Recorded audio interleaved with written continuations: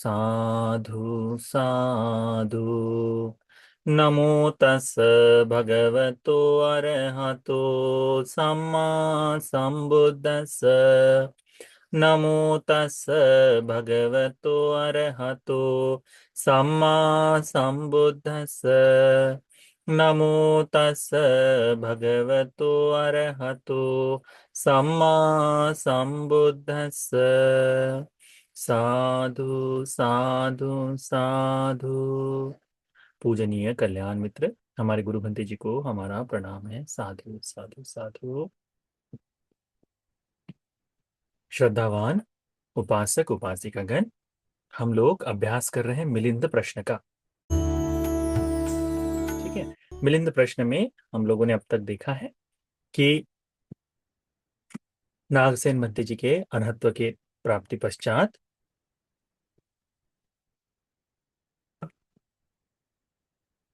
सभी अरहंतों ने जब नागसेन भंते जी को निमंत्रित किया कि भंते आप दर्शन के लिए आए करके, या दर्शन दीजिए सभी अरहंतों को करके, तब उनको जाकर बताया गया कि सागर जनपद में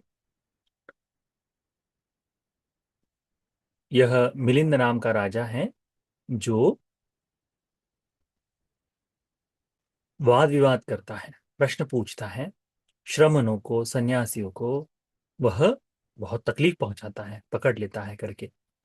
तो उन्होंने कहा, नागसेन भंते जी ने कहा कि चाहे जो भी आ जाए, एक राजा क्या, संपूर्ण जम्बूद्वीप के राजा इकट्ठा हो जाए तब भी मैं उनके प्रश्नों का उत्तर दे सकता हूं करके। जब ये बात हो जाने के पश्चात नागसेन भंते जी जो है उनको इस संपूर्ण देश में, उस सागर जनपद में जाने के लिए, है ना, एक वातावरण की, एक वहां पर जो पूर्ण पूर्व तैयारी जिसे कहते हैं उसकी आवश्यकता थी। तो अनेकों श्रमण ब्राह्मण, अनेकों भिक्षुगण, अनेकों सन्यासी उस राजा के राजधानी तक आना जाना आरंभ किए।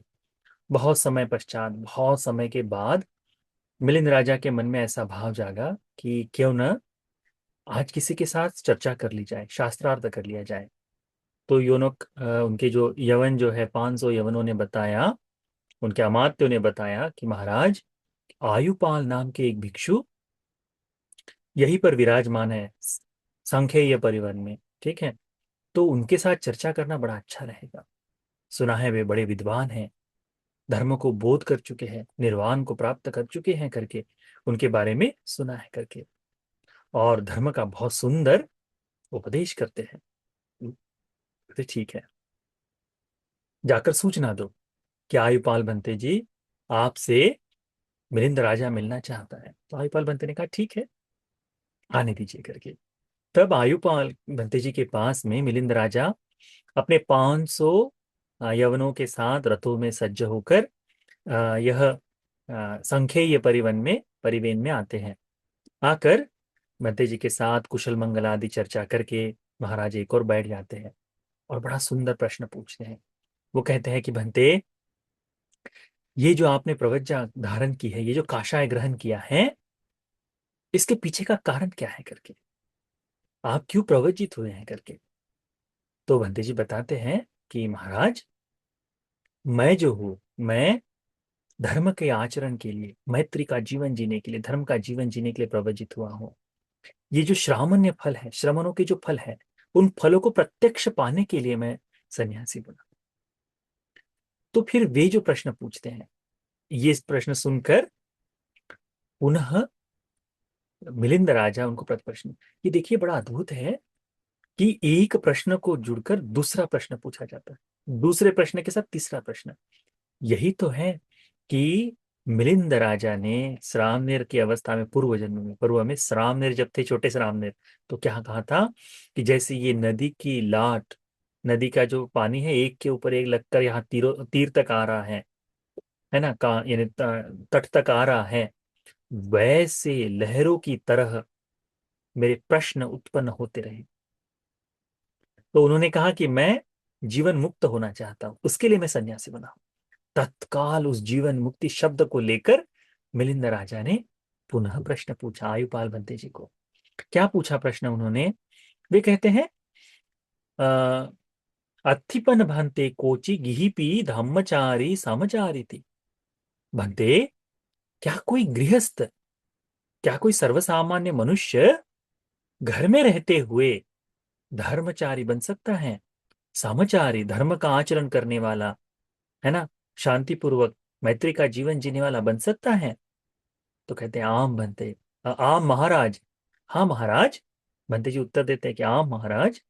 अति गिहिपी धम्मचारी समचारी, हाँ महाराज, गृहस्थ लोग भी धर्म का जीवन जीते हैं, मैत्री का जीवन जीते हैं करके भगवान के बारे में बताते हैं। आयुपाल बनते कहते हैं कि महाराज, वाराणस्यं इसी पतने मिगदाए धम्मचक्कं पवेत्तेन्ते अट्ठारसन्नं ब्रह्मकोटिनं धम्मावि समयो अहोसी।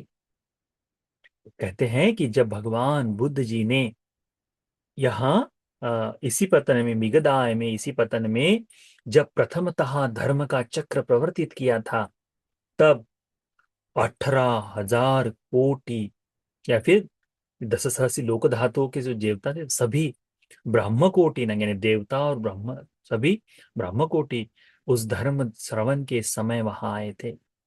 देवतानंग पन धम्मा विस्मयो गणन पतंग विवित्ततो, यानी 18 18 कोटि तो केवल ब्रह्मा लोग थे और देवता अनगिनत थे करके बताते हैं। सब्बे ते गिहि भूता न पवजिता, और सबके सब गृहस्थ, कोई प्रवजित नहीं था। देवताओं में प्रवजित हो सकते हैं क्या? नहीं। वहां पर प्रथमतः धम्मचक्र प्रवर्तन जब हुआ, कितने सामान्य लोग थे वहां? मनुष्य लोग के कितने लोग थे? 5 भिक्षु, 5 सन्यासी और भगवान, बस इतने ही। भगवान देश ना कर रहे और 5 ही। परंतु अट्ठ कथाओं में इस तरह से वर्णन आता है कि कहते कि सुई रखने तक की जगह बची नहीं थी। जैसे ही आ, वहां जो मार राजा है उनका पराभव हुआ, वो जाने के बाद आ, संपूर्णतः भगवान के दर्शन के लिए जब देवता आए, जब भगवान वहां पर आ, धम्मचक्र प्रवर्तन सूत्र के लिए आए, तो सभी 10 सहस्री लोक धातु में कि आज बुद्ध धर्म का प्रथम उपदेश करेंगे करके पूर्ण 10 सहस्री लोक धातुओं से कि सुई रखने की जगह नहीं। इतनी इतनी छोटे से छोटी जगह भी हो वहां भी देवताओं का वास। तो उन्होंने, मंत्री जी बताते हैं कि वे सब गृहस्थ थे, वे सब सामान्य हैं, इन लोगों ने धर्म का बोध किया है। क्योंकि मिलिंद राजा ने प्रश्न क्या पूछा कि क्या धर्म का जीवन सामान्य गृहस्थ आदमी प्राप्त कर सकता है? तो भंते उत्तर देते हैं कि महाराज, इतने लोग तो गृहस्थ थे उस समय देवताओं सहित, तो उन लोगों ने किया। फिर बताते हैं और पुनच परंग महाराज भगवता को महासमय सुतंते देसीय माने। जब भगवान बुद्ध जी ने महासमय सूत्र का उपदेश दिया है, महासमय सूत्र, महामंगल सूत्रंते, जब महामंगल सूत्र का उपदेश भगवान ने किया है, तब समचित्त पर्याय सूत्र, जब समचित्त पर्याय नाम का एक सूत्र है, उस सूत्र का जब भगवान ने उपदेश किया, तब राहुलोवाद सुतंते, जब राहुलोवाद मध्यम निकाय का सूत्र है, तीसरे की पुस्तक में आता है राहुलोवाद सूत्र, है ना, जिसमें राहुल भंते जी अरहंत हो जाते हैं। तो उस सूत्र का जब भगवान ने उपदेश दिया, तब पराभव सूत्रंते, पराभव नाम का एक सूत्र है, संयुक्त निकाय में भी आता है और सुत्त निपात में भी आता है। तो पराभव सूत्र जो है, इस पराभव सूत्र का जब भगवान ने उपदेश दिए, तब उस समय देशीय मन गणन पथ विवित्तवत्तानं देवतानं धम्माभिसमयो अहोसी, अनगिनत, अनगिनत ऐसे देवताओं ने, कोटि संख्या के देवताओं ने धर्म को बोध किया था।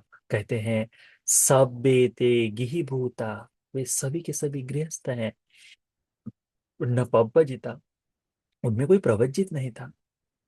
तो हमें एक बात अच्छे से समझनी चाहिए, जब हम कहते हैं कि सत्था देव मनुष्याना, तथागत देव मनुष्यों के शास्ता है, जो व्यक्ति बुद्ध शासन में आकर कहता है कि इतिपिसो भगवा अरहं सम्मा संबुद्धो, और कहता है कि सत्ता देव मनुष्यानंद, तो शास्ता है देव मनुष्यों के, तो उस व्यक्ति का पूर्ण विश्वास होना चाहिए, व्यक्ति ने पूर्ण विश्वास रखना चाहिए कि मेरे तथागत केवल मनुष्यों को धर्म का उपदेश नहीं, अपरिमाण देवताओं को धर्म का उपदेश दिए हैं। इनमें धर्म का बोध करने वाले ये सभी लोग हैं, ये सभी लोग हैं। इसमें बताए गए हैं धम्मचक्र प्रवर्तन सूत्र से लेकर तो पराभव सूत्र तक, जितने सूत्रों के नाम आए इनमें सभी देवताओं ने धर्म का उपदेश किया। वहां पर सुनने वाले गृहस्थ लोग कम लोग थे, परंतु अधिक लोग कौन थे? देवतागण थे। तो हमको ये जानना चाहिए कि भगवान देवताओं के शास्ता है करके, ये विशेष बात है। इसीलिए बुद्ध शासन में देवताओं से सुरक्षा जो होती है वो बहुत विशेष होती है। इसीलिए यहाँ पर कोई पूजा पाठ नहीं, कोई नहीं। दिशाओं के अधिपति जो भूमट्ठा देवताओं से भी ऊपर है ना, चातुर महाराज जो देवता है, तो उन देवताओं में वैश्रवण महाराज सामान्य उपासिका को, जो अनागामी है, उसको भगिनी कहते हैं, बड़ी बहन कहते हैं, भ्राता कहते हैं अपने आप को, मैं भाइयों कहते हैं आपका, क्योंकि सोतापन्न है वैश्रवण महाराज और अनागामी है नंद माता, है ना। तो ये रिश्ता रहा है लोगों का उस समय।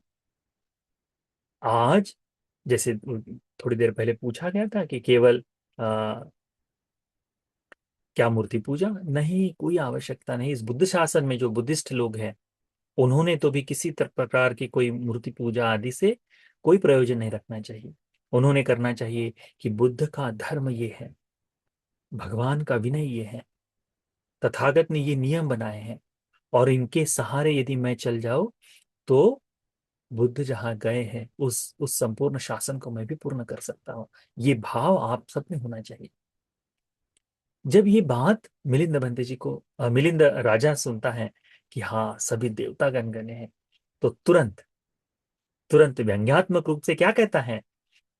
तेन ही भंते आयुपाल, तो भंते आयुपाल निरथिका तुम महाकंग पब्बज्जा, तो फिर ये तुम्हारी जो प्रवज्जा है ये तो निरर्थक हो गई। क्यों? क्योंकि गृहस्थ लोग भी तो धर्म को बोध कर सकते हैं।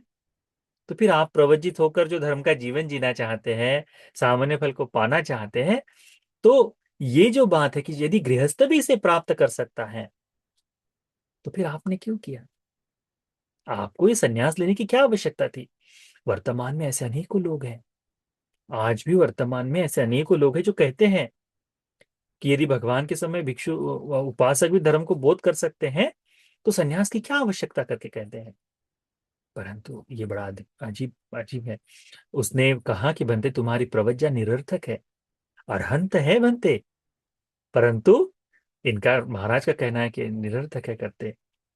कहते हैं पुब्बे कतस्य पाप कम्मस् निस्संदेन समना सख्यपुत्या पब्बज्जन्ति दुतंगानी च परिहरन्ति।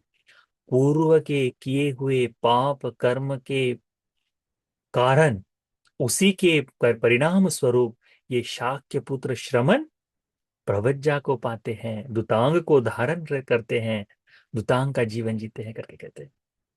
सुनिए, दुतांगधारियों पर भी उन्होंने उस समय कटाक्ष किया है। क्योंकि कैसा है, मिलिंद राजा के मन में इतने समय से जो पिपासा है कि मेरे प्रश्नों का कोई उत्तर दे दे, तो वो दे नहीं पा रहा कोई भी, तो उसकी उत्कंठा भी उनके मन में है ही। और यहाँ पर ये भी दिखाई दे रहा है कि वो सब कुछ बोलने के लिए तैयार है करके। होता ऐसा है कि वो कहते हैं कि भंते आपकी प्रवज्जा निरर्थक है। मुझे लगता है कि पूर्व के किए हुए पाप कर्म के फलस्वरूप ही ये भगवान बुद्ध जी के शिष्यगण जो है प्रवज्जित होते हैं और दुतांग धारण करते हैं। वो कहते हैं, महाराज कहता है, मिलिंद राजा कहता है, ये खोते भंते आयुपाल, भंते आयुपाल, ये जो लोग हैं कौन? भिक्खु एकासनिका, ये जो भिक्षु जो है एकासनिक है। एकासनिक का मतलब पता है क्या आपको? 13 प्रकार के दुतांग होते हैं, उन 13 प्रकार के दुतांग में से एक दुतांग है एकासनिक। ठीक है। एकासनिक का अर्थ होता है कि एक जगह पर एक ही भिक्षा को प्राप्त करेंगे, एक ही जगह रहेंगे, उसके बाद आगे चल जाएंगे। यानी ये भिक्षु निरंतरता से भ्रमण करता है। एक जगह रुकता नहीं है।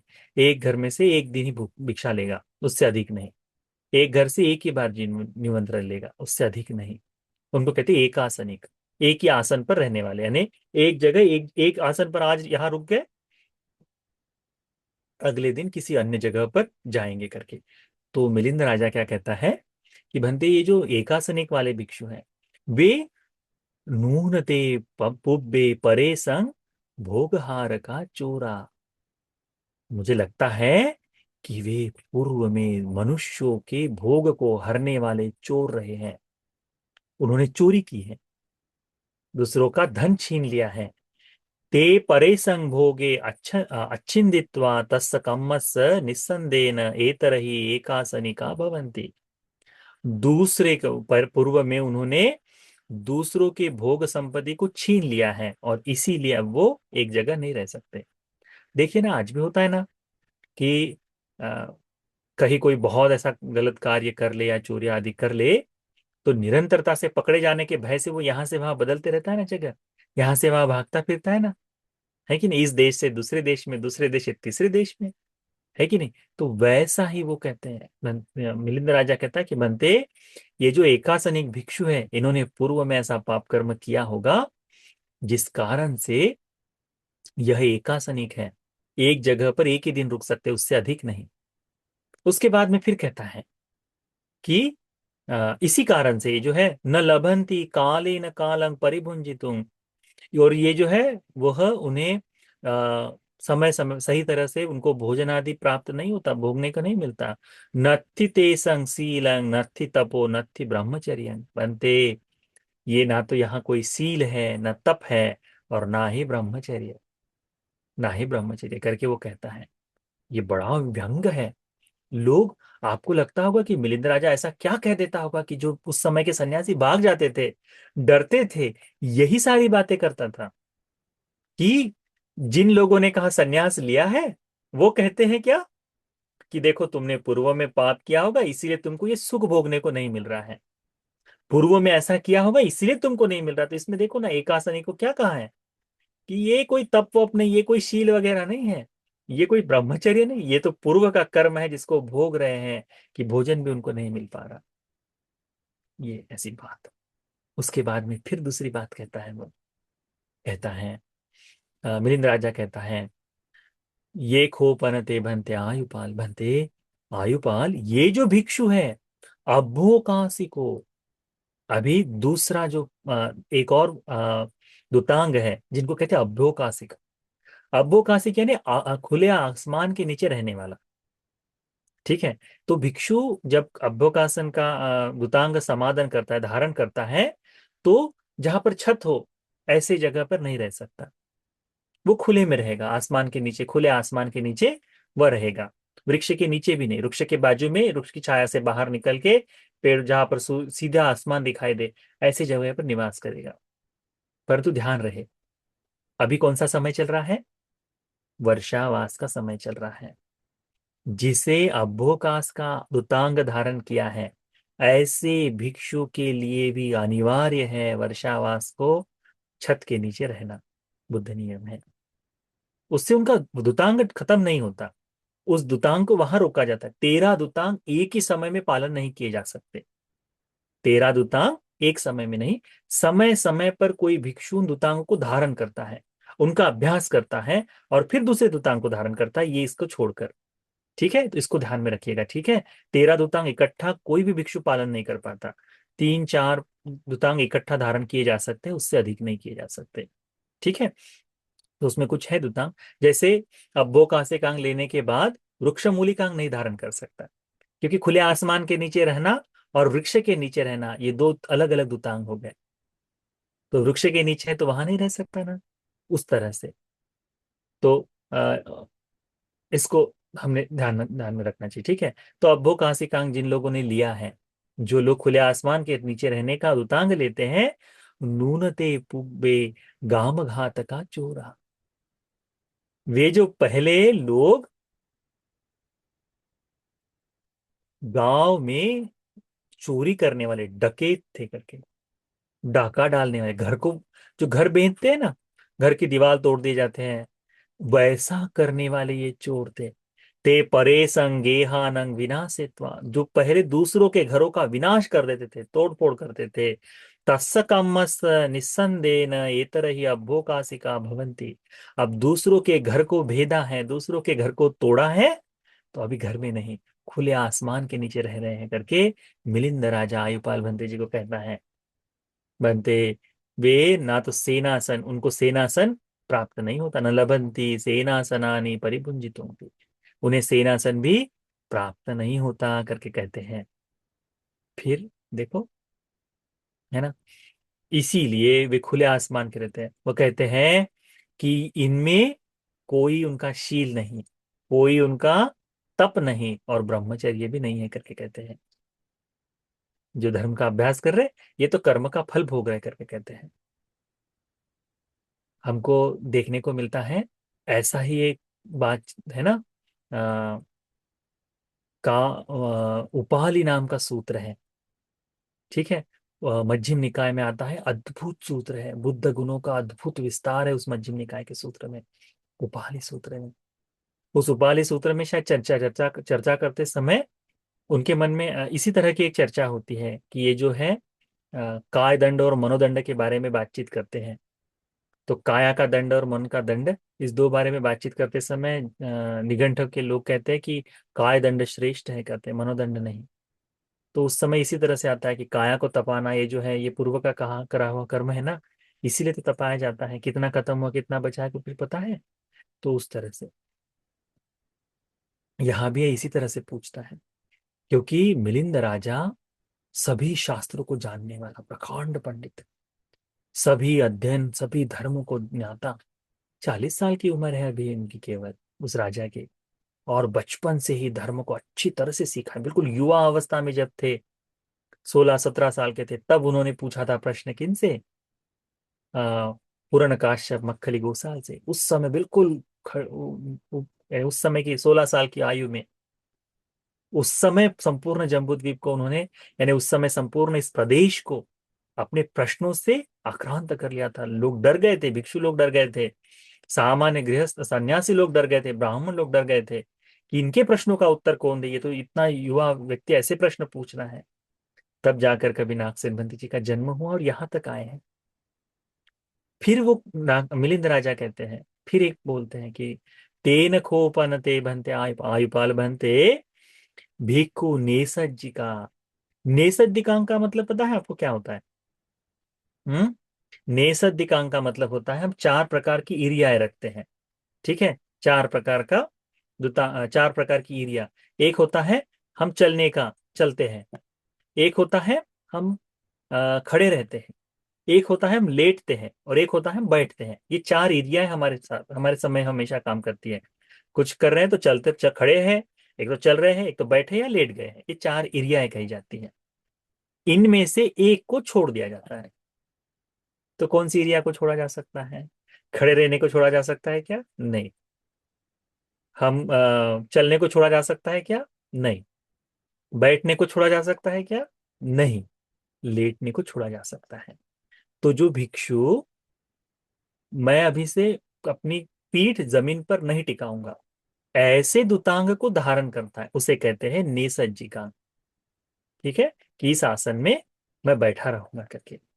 तो महाराज कहते हैं भंते जी को कि भंते, ये जो नेसज्जिकांग है, नूनते पुब्बे पंथ दूसका चोरा, वे रास्ते के लुटेरे रहे होंगे। रास्ते में, पहले के समय में जब रास्ते में लोगों को लूट लिया जाता था, तो क्या करते थे, उनको उनके हाथ पैर बांधकर उनको बिठा दिया जाता था। उनको हाथ पैर बांधकर बिठा दिया जाता था, ठीक है।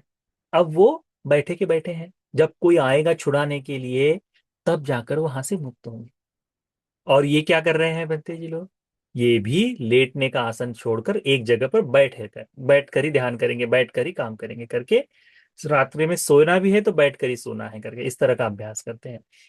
तो इन लोगों ने निश्चित तौर पर पूर्व में रास्ते पर चोरी डका डाका डाला होगा, जिस कारण से इन्होंने लोगों के हाथ पैर बांधकर बिठा दिया है। और इसीलिए यहाँ पे परे संग पंथ के जने गहित्व बंधित्व निशिदापेत्वा तत्सकम मस्त, कहते हैं कि वो लोगों को रास्ते में हाथ बांधकर निषिद्धा पे तो बिठा देते थे। इसी कर्म के विपाक स्वरूप में उन्हें यहाँ इस तरह का नेसज्जिकांग धारण कर किया है करके, उनको इस तरह का कर्म का फल मिला है करके कहते हैं। न लभंती सेयं कप्पेतुं, उन्हें शैया का सुख नहीं मिलता करके बताया, सोने का नहीं मिलता। नत्थि तेषं सील, ये उनका कोई सील नहीं है। नत्थि तपो, ये कोई तप नहीं है। और नत्थि ब्रह्मचर्य, ये ब्रह्मचर्य भी नहीं। ठीक है, ये बड़ा अद्भुत है। ये हम कहने के लिए बड़ा आसानी से कह रहे हैं, परंतु ये दुतांग इस तरह से कोई टिप्पणी कर दे तो भिक्षु लोग दुतांग को धारण नहीं करेंगे, ये बात जानते हैं। अब आयुपाल बंते जी का जो था उस समय, आयुपाल बंते जी का क्या है, वे अरहंत है, धर्म को बोध कर चुके हैं। आयुपाल बंते जी धर्म के बारे में सकारात्मक बोल रहे हैं। ठीक है। और मिलिंद राजा क्या बता रहा है धर्म के बारे में, नकारात्मक। यानी एक आदमी इधर खींच रहा है, दूसरा आदमी इधर खींच रहा है, तो दोनों में बातचीत हो सकती है क्या? नहीं हो सकती। और तो उस समय आयुपाल भंते मौन हो जाते हैं, मौन हो जाते हैं, कुछ भी नहीं बोलते। इसका मतलब ये नहीं कि आयुपाल भंते जी जानते नहीं थे। तुरंत देखते हैं उनकी तरफ, किसको, 500 लोगों की तरफ, और कहते हैं ये हैं तुम्हारे। हम्म, यही है भंते जी जो आ, इतना पंडित है करके तुमने बताए हैं, इतना विशारद है, ये इन प्रश्नों का उत्तर नहीं दे रहे हैं। वो बताते हैं कि महाराज, भंते प्रश्न का उत्तर देने में सक्षम है, सत्य को जानते हैं, परंतु आप जो प्रश्न पूछ रहे हैं, आपके वाद के सम्मुख उनके उत्तर, जवाब नहीं है उनके पास। उसका एक बड़ा सुंदर, हमको एक बंते जी ने हमारे बड़े बड़े बंते जी, उन्होंने एक उदाहरण दिया था। जैसे रात्रि में कोई गूंगा स्वप्न देख ले, तो दूसरे दिन वो सुबह बता पाएगा क्या कि मैंने ये स्वप्न देखा है करके? हम जैसे बताते हैं ना, अरे स्वप्न ऐसा आया, ऐसा आया, ऐसा है करके, हम नहीं बता, वो नहीं बता पाएगा ना। ये यवन बताते हैं कि बनते उसी महाराज, उसी तरह से आपके वाद विवाद के शब्द के सामने, आपकी वाणी के सामने दूसरा कोई उत्तर नहीं दे सकता, कहते हैं। भंते जी निश्चित रूप से निपुण है, दक्ष है, सब कुछ है, परंतु आपके वाक्पटु के सामने वो नहीं कर सकते। तो उनका इस तरह से अगौरव नहीं होना चाहिए। तब कहते ठीक है। परंतु जैसे हर बार जब भी कोई सन्यासी देखा जाता था, तो यवनों के मन में हमेशा ही, जैसे ही राजा कह देता था कि ये तो पराजित हो गए, तो उनके चेहरे उतर जाते थे, सारा निस्तेज भाव आ जाता था। आज ऐसा कोई बात नहीं दिखाई दी। आज वे लोग, यानी जब आयुपाल भंते उनके साथ चर्चा किए, तो अंश मात्र के लिए, थोड़ी देर के लिए भी उनके मन में ऐसा भाव नहीं आया कि हम तो पराजय हो गए करके, नहीं, निस्तेज हो गए, ऐसा कुछ नहीं आया। जैसे ही महाराज वहां से उठकर आगे चलते हैं, तो वो कहते हैं कि सभी लोग शांति से बैठे, कहता है तुच्छो वत वो जम्बूदीप। महाराज फिर से कहता है कि ये संपूर्ण जम्बूद्वीप तुच्छ है। पलापो वत भो जम्बूदीप, ये जम्बूद्वीप की ऐसी ही महत्ता कही गई है। विश्व गुरु जो कहते हैं ना, ये ऐसा ही जम्बूद्वीप के बारे में बिना काम का ही लोगों ने ऐसा बखान करके रखा है कि इतने पंडित लोग रहते हैं करके, इस लोक में ऐसा कोई श्रमण ब्राह्मण नहीं जो मेरे प्रश्नों का उत्तर दे सके। तब मिलिंद राजा अपने 500 यवनों को देखते हैं सबको, तो पता चलता है कि इनके मन में, जैसे पहले कोई प्रश्न पूछने पर राजा के सामने सर झुका दिया जाता था, अभी ऐसे कुछ नहीं कर रहे हैं, है ना। अभी ऐसा कोई भाव नहीं है, बिल्कुल ये सभी के सभी निर्भीक दिख रहे हैं, बिल्कुल उत्साहित दिख रहे हैं, शंका रहित दिख रहे हैं। तो राजा के मन में आता है निश्चित ही कोई और भिक्षु है, और कोई है जो इसको यह बताना चाहते हैं करके। यहां से अभी शुरुआत होगी मिलिंद पढ़ने में, राजा मिलिंद की नागसेन मंत्री जी से मुलाकात की। होता ऐसा है कि ये लोग जो हैं बताते हैं कि हाँ मानते, कहते हैं कि दूसरा भी कोई भिक्षु है जो इन राजाओं के आ, तब राजा ने पूछा, अत्थि बने अन्यो कोचि पंडितो भिक्खु। यवनों को पूछते हैं, 500 यवनों को, कि क्या ऐसा कोई दूसरा पंडित भिक्षु है, यो मया सद्धिं सल्लपितुं उत्सहिते कंकं पटिविनेतुं ते, जो मेरे प्रश्नों का उत्तर दे पाए, मेरी शंकाओं को दूर कर पाए, ऐसा कोई पंडित भिक्षु है? तब ये 500 लोग जो नागसेन मंदिर जी की प्रशंसा करते हैं, तो राजा की प्रशंसा भी कम हो जाती है। इतनी प्रशंसा करते हैं नागसेन मंत्री जी की। बड़ा सुंदर कहा है पाली में, इसमें आता है, तेन खोपना समय न आयस्मा नागसेनो समन गण परिवत्तो संगी गणी गणाचर्यो ज्ञातो यशस्वी साधु सम्मतो बहुजनस पंडितो व्यक्तो मेधावी निपुणो विन्यु विभावी विनीतो विशारदो बहुसुतो ते पिटिको वेदगु पभिन्न बुद्धिमा आगतागमो पभिन्न पटि संभिदो नवांग सत्तु शासने परियत्ति धरो पारमिपत्तो जिन वचने धम्मत्थ देसना पटिवेद कुशलो। ये 500 यवन नागसेन भंते जी की प्रशंसा कर रहे हैं। क्या कर रहे हैं? कि भंते, ये जो नागसेन नाम के भिक्षु हैं महाराज, ये नागसेन नाम के भिक्षु जो हैं, समूह में गांव कस्बों में चलते हुए इस राजधानी की ओर आ रहे हैं। ये राजधानी में आए हैं। वे जो है उनके बारे में ये बात प्रसिद्ध प्रसिद्ध हो चुकी है कि वे संघनायक गणनायक है, गणाचारी है, ज्ञाति है, यशस्वी है, ज्ञानी है, बहुश्रुत है, बहुतों के द्वारा सम्मानित है, चतुर है, पंडित है, बुद्धिमान है, निपुण है, विज्ञ है, अनुभवी है, तेजस्वी है, नम्रता स्वभाव भी उनमें, बहुश्रुत है, तीनों पिटकों को जानने वाले हैं, वेदों का अर्थ जानते हैं, है ना, बुद्ध की जो अभिज्ञा है, तो बुद्ध की ज्ञान से परिपूर्ण है, वह संपूर्णतः पटिसंविदाओं को जानने वाले हैं, भगवान के इस नवांग शास्त्र शासन में, भगवान के इस नवांग शास्त्र शासन को जानने वाले हैं। वह परियतिधर है, यानी सूत्र सूत्र आदि की जो परियति, जो मार्ग जो है ना, तो मार्ग जानने वाले हैं, पारमी धर्म को जानने वाले हैं, बुद्ध के जो जिन हैं उन बुद्ध वचनों को जानने वाले हैं, धर्म देशना देने में कुशल है, अद्भुत ऐसे धर्म देशना देने वाले हैं। वह अक्षय विचित्र पटिभानो चित्ती कथी कल्याण वाकर्णो दुरासदो दुप्पसहो दुरुत्तरो दुरावरणो दुन्निवारयो सागरो विय अभो अखोभो गिरिराजा विय निच्छलो। वे प्रशंसा करते हैं कि वे संपूर्ण अलग अलग जगह से, अलग अलग तरह से धर्म की बात बताने में दक्ष हैं। वे किसी कथा का सुंदर सा चित्रण कर सकते हैं। अब देखिए, कभी ये जो चित्रिकथी का मतलब कैसा होता है, आपने कभी ऑडियो बुक सुनी होगी, या फिर छोटी छोटी शॉर्ट्स में कहानियां बताई जाती है, तो कहानी बताते ही हमारे आंखों के सामने एक पूरा चित्र बन जाता है कि नहीं?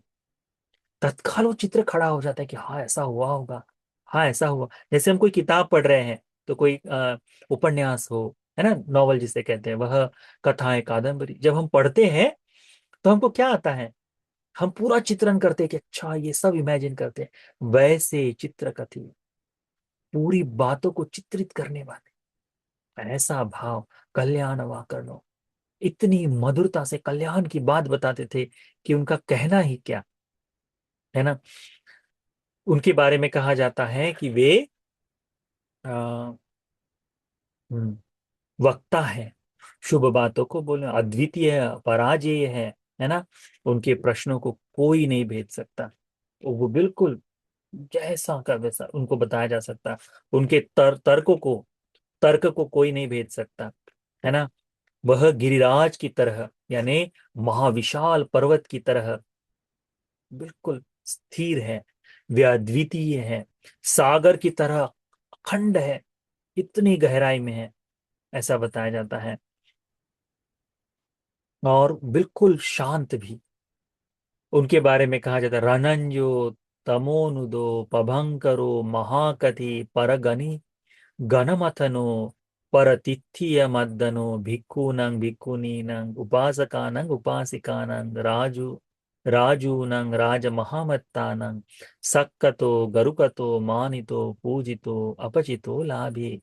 कहते हैं कि वह गिरिराज की तरह है, और वह बिल्कुल निश्चय विजयी जो है, संपूर्ण अंधकार का नाश करने वाले, अज्ञान को दूर करने वाले, ज्ञान का प्रकाश फैलाने वाले हैं। पवंकरों का है ना, महाकथी, बड़ा धर्म उपदेश करने वाले हैं, बड़े भारी वक्ता हैं, दूसरे मतों को पराजित करने वाले हैं, दूसरे तीर्थकों को हैरान कर देने वाले हैं। वे भिक्खु भिक्खुनी उपासक उपासिकाएं, इन सभी को, इन सभी से पूजा किए जाने वाले, सत्कार करे जाने वाले राजा महामत्ते जो है, इन सभी से पूजित है, मानित है, गौरव करने जाते हैं उनको। चीवर पिंडपात सेनासन गिलान पच्चय भेषज परिखारान लाभज्ञ यसज्ञ पत्तो। चीवर, पिंडपात, सेनासन, गिलानपच्य, भेषज, परिखान, ये चार जो प्रत्यय हैं, ये उन्हें सभी लोगों से प्राप्त होता है, लाभ में भाग्य में श्रेष्ठ है। बुद्धानं विन्यूनं सोतावधानेन समन्नागतो संदस्यन्तो नवांग जिन शासन रतंग। कहते हैं कि वे धर्मदेश की जो वो है ना, जो श्रेष्ठ उत्तम लाभ और यश को पाने वाले हैं, जो लोग भी धर्म का श्रवण करने की इच्छा लेकर उनके पास आता है, वह उनको बहुत ही कुशल तरह से इस नवांग शास्त्र, भगवान भगवान का नवांग शास्त्र शासन है, सुत्त, गेय, व्याकरण, वेदल्ला आदि करके जो नौ भागों में भगवान की जो उपदेश है, उस उपदेश को समझाने में श्रेष्ठ है। कहते हैं वे धर्म के प्रकाश को धारण, स्वयं धारण करते हैं। धर्म का धम्म गंग धारेन तो धम्म पज्योतंग, वे स्वयं धर्म का प्रकाश है, धर्म के ज्योति को धारण किए हुए हैं। उत्सापेन तो धम्मोपयन, वह धर्म के स्तंभ की तरह है। धम्म यज्जन तो धम्म यागं पगन्न तो धम्म धजंग उत्सापेन तो धम्म के तुंग, करके अनेकों तरह से, यानी उनके बारे में जितनी प्रशंसा की जा सकती थी, सारे की सारी, यानी धर्म के स्थिर, ऐसे धर्म का ध्वज, यदि कोई बुद्ध को देखना चाहे धर्म ध्वज को देख ले, वैसा धर्म का ध्वज धारण किए वह है। इस तरह से वह, उनके बारे में ये कहा जाए कि जब वो सिंहनाद करते हैं, धर्म की गर्जना करते हैं, धम्म शंखं, धर्म का शंखनाद करते हैं, आहनंतो धम्म भेरिंग, भेर का मतलब होता है ट्रम्पेट जो कहते हैं ना, जो भेर बजाते हैं, वैसा उनका धर्म का है। नदन तो सिंह नादन, वो सिंह का नाद करते हैं। गर्जन तो इंद गर्जितम, यदि गर्जना करनी हो तो इंद्र का गर्जन जो होता है, ऐसी इंद्र गर्जन, यानी सिंह हाथी का जो नाद होता है ना, कुंचनाद जिसे कहते हैं, तो इंद्र के हाथी का जो कुंचनाद है, उस तरह का नाद करते हैं। मधुर गिरि गर्जितं ज्ञानवर विज्जु जला परिवेठितं तेन, करके बहुत ही सुंदर करुणा रूपी जो है, यदि बताना ही है तो करुणा की जैसी बूंद बूंद बूंद बूंद किसी पर गिर जाए, वैसे करुणा चित्त से वह सभी को पूर्णता धर्म से ओतप्रोत कर देने वाले हैं, करके बताते हैं। वे धर्म महामेघ की तरह है, करके कहते हैं। सभी लोक को, सभी दूसरों को जो भय है आदि से, सभी को दूर करते हुए, सभी की शंकाओं का समाधान करते हुए इस राजधानी में आ रहे हैं, करके ये यवन बताते हैं हमको। इतना सुंदर चित्र, मुझे लगता है मिलिंद राजा की भी इतनी प्रशंसा इन यवनों ने नहीं की होगी, जितनी प्रशंसा उन्होंने नागसेन मंत्री जी की है।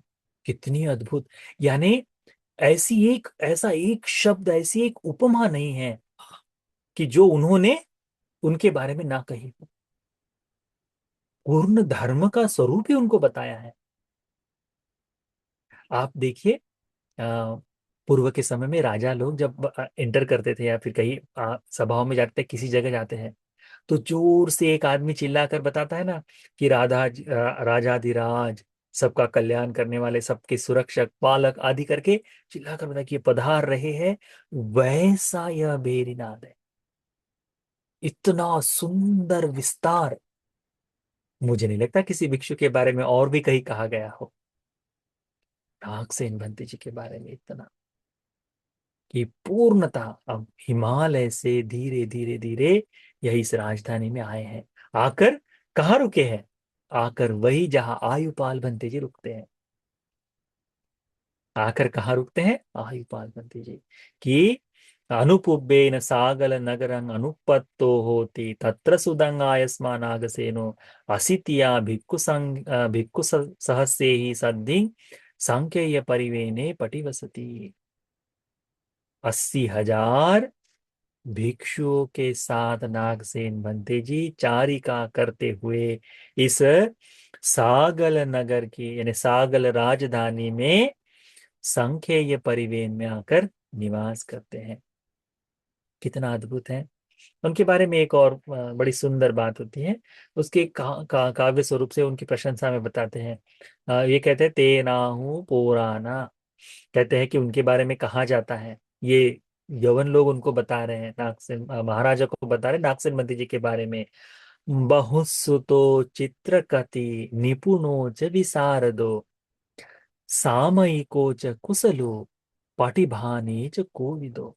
वे बहुश्रुत है, पंडित है, चित्रकथी है, निपुण है, विशारद है, सामायिक यानी सभी सिद्धांतों को, सभी बातों को सूक्ष्मता से जानने वाले, पाटिभाने प्रतिभा संपन्न, कोविदो निपुण है करके बताते हैं। तेज ते पिटका भिक्खु पंच नेकायिका कापि च चतुर्नेकायिका चेव नागसेनं पुरखरु। कहते हैं कि वे त्रिपिटकधारी है ना। तो उसमें 5 जो निकाय बताए गए ना, अंगुत्तर निकाय है ना, चतुर्निकाय यानी उसमें 4 दूसरे निकाय, 5 और 4 जो निकाय हैं यानी आ, सूत्र पिटक में आने वाले जो निकाय हैं, इन सभी निकायों को अच्छी तरह से जानने वाले, उनको सूक्ष्म समझने वाले भिक्षुओं के साथ नागसेन भंते जी यहाँ आए हैं करके कहते हैं। गंभीर पन्यो मेधावी मग्गा मग्गस कोविदो। गंभीर प्रज्ञा वाले, बड़े मेधावी, मार्ग मार्ग को जानने वाले, सबको जानने वाले, उत्तम तंग अनुपत्तो नागसेनो विशारद। उत्तम ऐसे स्थान को प्राप्त, निर्वाण को प्राप्त किए वे नागसेन बनते जी विशारद है, सब कुछ जानने वाले, सब कुछ जानने वाले। ये कौन बता रहा है? यवन बता रहे। किसको बता रहे? महाराजा को बता रहे, प्रशंसा में बोल रहे हैं। ते ही भिक्खु ही परिवुत्तो निपुणे ही सच्चवादी भी चरंतो गाम निगमं सागलंग उपसंकमी। वे जो है संपूर्ण भिक्षु संघ के साथ गिरकर संपूर्ण सत्य को बताते हुए, है ना, सत्य को बताते हुए, सब सत्य को बताते हुए सत्यवादी भिक्षुओं के साथ में गांव गांव में चारिका करते हुए इस सागल जनपद में आए हैं।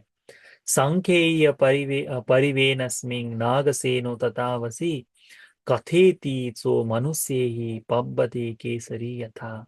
कहते हैं कि नागसेन बंते जी सांख्येय परिवेन में ठहरे हैं, पर्वत जैसे विशाल, केसरी, है ना, वह सिंह की तरह केसरी रंग से पूर्ण, तेजस्वी ऐसे भाव से पूर्ण, मनुष्यों के बीच में शोभायमान है, कहते हैं शोभायमान, कहते हैं सिंह की गर्जना जो करने वाले हैं वैसे।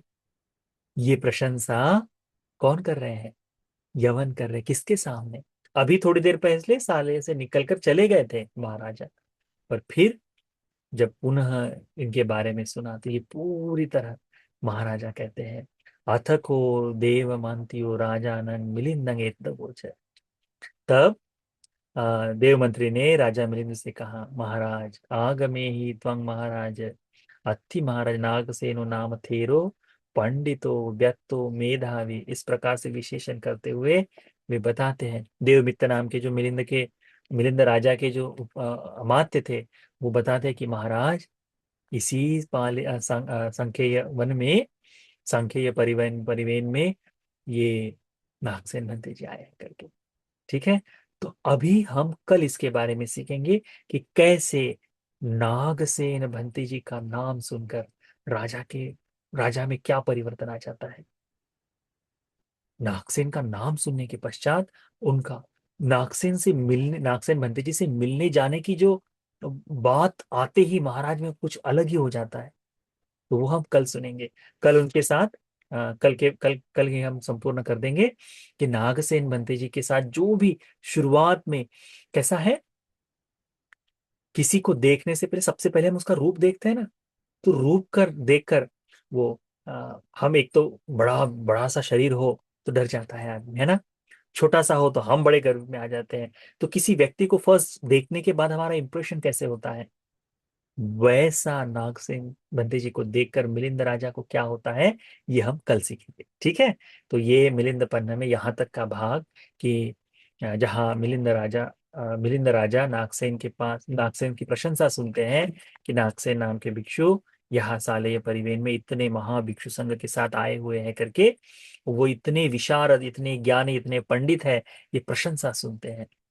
तो वहां तक का हमने भाग सुना कि आगे हम सुनेंगे कि कैसे मिलिंद राजा नागसेन भंते जी से शास्त्रार्थ को आरंभ करते हैं। तो ये मिलिंद पन्ना का यह एक और भाग हम सभी को नागसेन भंते जी के बारे में, उनके विशारद भाव के बारे में तथा मिलिंद राजा के इस धर्मज्ञता के बारे में अच्छी तरह से समझने के लिए, उनके प्रति गौरव का भाव जागने के लिए, धर्म के प्रति गौरव का भाव जागने के लिए, भगवान के बताए संपूर्ण सूत्रों के प्रति गौरव का भाव जागने के लिए, आर्य सत्य को बोध कर लेने के लिए यह धर्म का उपदेश उपकार